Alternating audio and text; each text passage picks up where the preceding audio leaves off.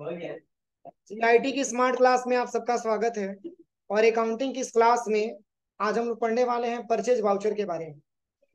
पिछली क्लास में मैंने आपको पेमेंट वाउचर के बारे में पढ़ाया था। आज की क्लास में आपको परचेज वाउचर के बारे में पढ़ना है। और देखिए, सबसे पहले तो मैंने रिसिप्ट के बारे में बताया था। रिसिप्ट का शॉर्टकट की F6 होता है। कंट्रा बताया था, उसके बाद उसका F4 होता है। और उसके बाद से पेमेंट उसका F5 होता है। और आज की क्लास में जो पढ़ना है परचेज वाउचर, उसका शॉर्टकट की F9 होता है। देखिए, इसमें परचेज वाउचर की एंट्री कब की जाती है, कौन कौन से ऐसे ट्रांजेक्शन होते हैं जिसको हम परचेज वाउचर में एंट्री करते हैं, वही आज की क्लास में जानना है।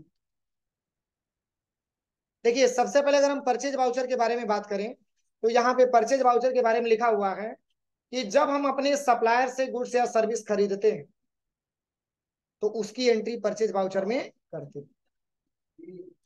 ठीक है ना। कोई ऐसा मेरा सप्लायर है जिससे किसी गुड्स या सर्विस को हम खरीद रहे हैं, तो उसकी एंट्री हम किस वाउचर में करेंगे? परचेज वाउचर में करेंगे। अगर खरीदने का जिक्र हुआ तो आप ये समझिए कि वो सीधे जाएगा परचेज वाउचर में।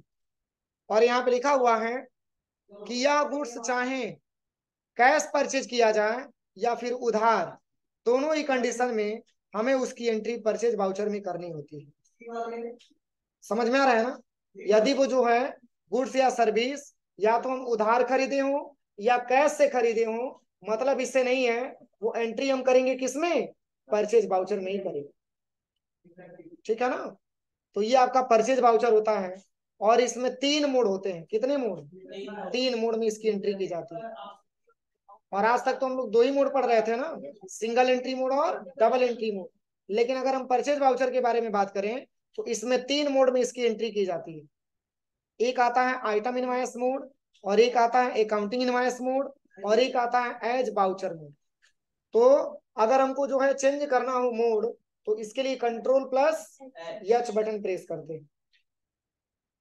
अब तीनों के बारे में हम समझेंगे कि सबसे पहले तो हमको ये समझ में आना चाहिए सर, ये आइटम इनवॉइस मोड होता क्या है। देखिए, सबसे पहले कौन सा मोड लिया हुआ है? सबसे पहले बाउचर मोड के बारे में बताया हुआ है। बाउचर मोड होता क्या है?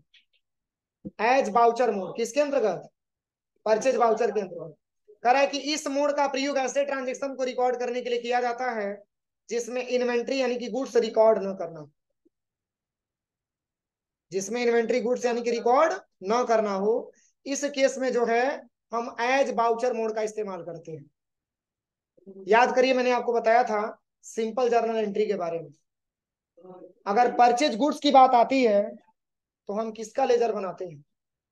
परचेज अकाउंट का बनाते हैं ना।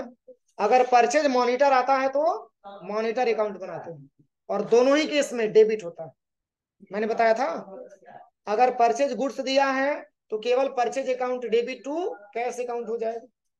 अगर गुड्स का नाम दिया है तो गुड्स का नाम हम वहां पे फिलअप करेंगे। अगर मॉनिटर है तो मॉनिटर अगर परचेज किया जा रहा है तो हमारे बिजनेस में आ रहा है, इसलिए हम उसको डेबिट करेंगे एसेट से।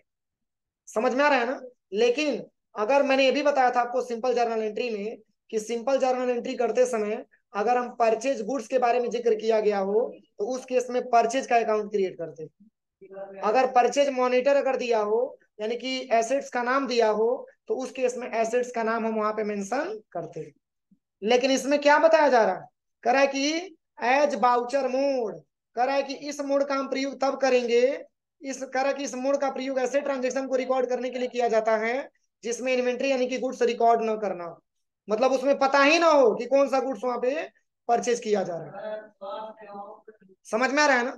जैसे क्वेश्चन दिया हुआ है, as on 2 April 2021 purchase goods for RS 20,000 on cash with invoice number 01। कह रहा है कि 2 अप्रैल 2021 को कुछ गुड्स खरीदा गया, कितना रुपए से? 20,000 रुपए से, जिसका इनवॉइस नंबर 01 दिया हुआ। और कैसे परचेज किया जा रहा है? तो कैश से परचेज किया जा रहा है। क्या इसमें गुड्स का नाम दिया गया है? तो गुड्स का नाम नहीं दिया है तो परचेज का लेजर हम बना लेंगे। अगर गुड्स का नाम दिया रहता तो हम गुड्स का नाम लिखते, लेकिन यहाँ पे गुड्स का नाम नहीं दिया है, इसलिए एक हो जाएगा आपका परचेज अकाउंट और एक हो जाएगा आपका कैश अकाउंट। तो परचेज अकाउंट कौन सा अकाउंट है और कैश अकाउंट कौन सा अकाउंट है? बोलिए, परचेज अकाउंट कौन सा अकाउंट है? प्रदीप खड़े हो जाओ। परचेज अकाउंट कौन सा अकाउंट है? हाँ, डेबिट पूछ रहे हैं। परचेज अकाउंट किस प्रकार का अकाउंट है, किसके अंतर्गत रखते हैं? पर्सनल, रियल, नॉमिनल किसके अंतर्गत आता है? नॉमिनल के अंतर्गत। तुम खड़े हो जाओ मिस्टर, बताओ परचेज अकाउंट किसके अंतर्गत आता है? नॉमिनल के अंतर्गत आता है। हाँ उदय, परचेज अकाउंट किसके अंतर्गत आता है? नॉमिनल अकाउंट के अंतर्गत। शिवम खड़े हो जाओ, परचेज अकाउंट नॉमिनल अकाउंट के अंतर्गत आता है। अंशिका, परचेज अकाउंट नहीं पता है। अंजलि, नॉमिनल। इसके पीछे परचेज अकाउंट किसके अंतर्गत आता है? हाँ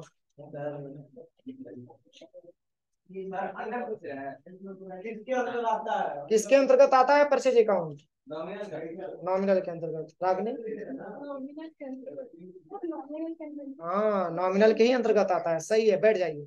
अब देखिए इसमें दो मैंने आपको ऑप्शन बताया। अगर परचेज गुड्स की बात हो रही है तो एक अकाउंट आपका परचेज का बनेगा, और एक अकाउंट चूंकि परचेज किया जा रहा है किसके माध्यम से? कैश के माध्यम से। तो जब किसी गुड्स को हम परचेज करेंगे तो उस केस में कैश आएगा कि जाएगा? जाएगा।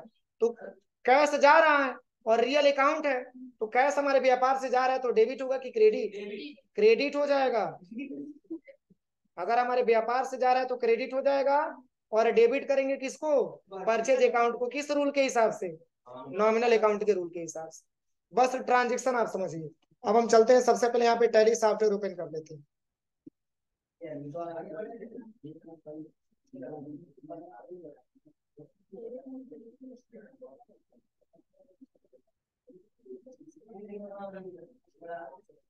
देखिए सबसे पहले क्या करना है, यहाँ से हम अपनी कंपनी ओपन कर लेते हैं।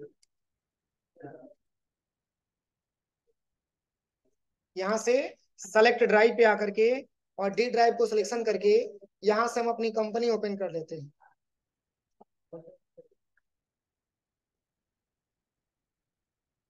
देखिए सबसे पहले बाउचर पे आना है। बाय डिफॉल्ट पेमेंट बाउचर खुलेगा, लेकिन पेमेंट में एंट्री करना नहीं है। F9 बटन दबाएंगे परचेज बाउचर के लिए, और इस मोड को हम क्या करेंगे? चेंज करेंगे। तो कंट्रोल प्लस क्या लेना है? एज बाउचर मोड ले लेंगे। देखिए अब इसमें पूछा जा रहा है supplier invoice number 01, enter. Credit किसको करना है? कैश को, क्योंकि कैश से ही गुड्स को क्या किया जा रहा है? खरीदा जा रहा है। और कितने रुपए से? 20,000 रुपए से। अब देखिए कैश कितना है? ऑलरेडी पहले से कितना है? 23,10,445। और कितने रुपए से खरीदा जा रहा है? 20,000। तो माइनस होगा कि प्लस होगा? माइनस हो जाएगा 20,000 इसमें से।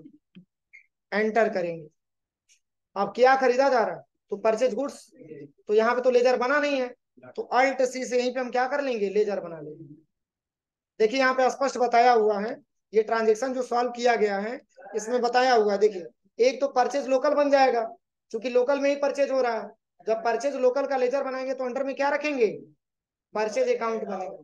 तो चूंकि पहले से तो ये बना नहीं है परचेज का लेजर, तो हमको बनाना पड़ेगा ना। तो यहाँ पे लिखेंगे परचेज, परचेज लोकल, क्योंकि लोकल में ही परचेज किया जा रहा है ना। और अंडर में हो जाएगा परचेज अकाउंट। बस कंट्रोल से एक्सेप्ट करा दो। नेम ऑफ आइटम नहीं पता है, कोई दिक्कत नहीं, आगे बढ़ जाइए। देखिए अभी परचेज का लेजर मैंने बनाया था, तो उस केस में करंट बैलेंस 0 था। लेकिन जैसे ही मैंने जो है यहाँ पे दिखा दिया कि परचेज किया जा रहा है किसी गुड्स को, तो यहाँ पे ओपनिंग करंट बैलेंस में आपको 20,000 यहाँ पे शो होने लगा। कंट्रोल ए से एक्सेप्ट करा देंगे, हो गया ट्रांजेक्शन। ये आपका बाउचर मोड होता है। अब चलिए अब इसके बाद से समझते हैं। अब देखिए यहाँ पे एक और ट्रांजेक्शन दिया हुआ है, सेकंड नंबर। क्या?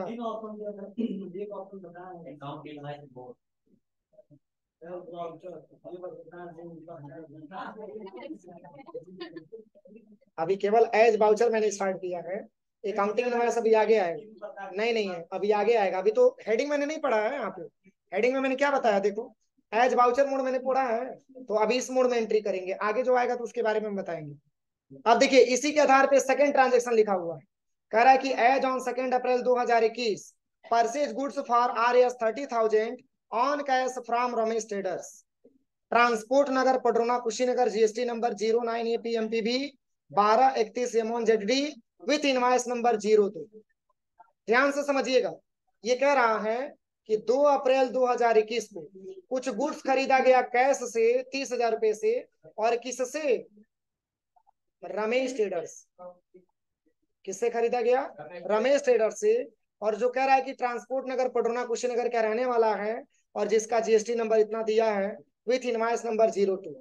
तो देखिए एक चीज आप इतना समझ लीजिएगा कि जब भी क्वेश्चन में परचेज का जिक्र किया जाए तो परचेज हमेशा डेबिट हो। समझ में आ रहा है ना? क्योंकि यहाँ पे खरीदा जा रहा है किससे? रमेश ट्रेडर्स। तो रमेश ट्रेडर्स से खरीदा जा रहा है, तो ट्रेडर्स की बात आ रही है। कौन सा अकाउंट है ये?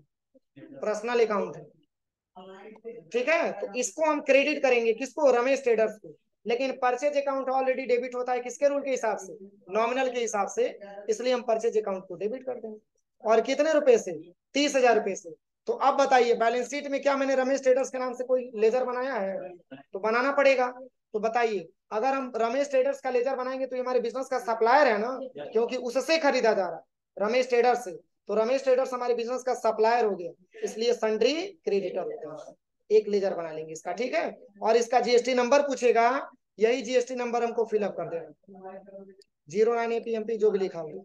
तो चलिए यहाँ पे हम चलते हैं सबसे पहले टैली के ट्रांजेक्शन में, और इसी मोड में इनवाइस नंबर 02 दिया है ना, इसमें भर देंगे 02, एंटर करेंगे।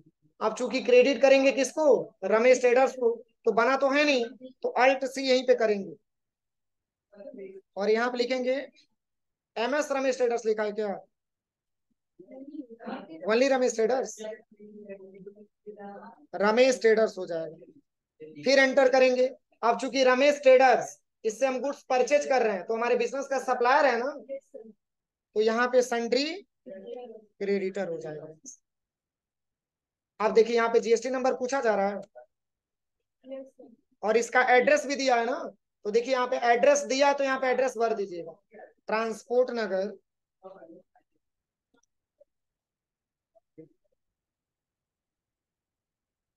पडरौना कुशीनगर।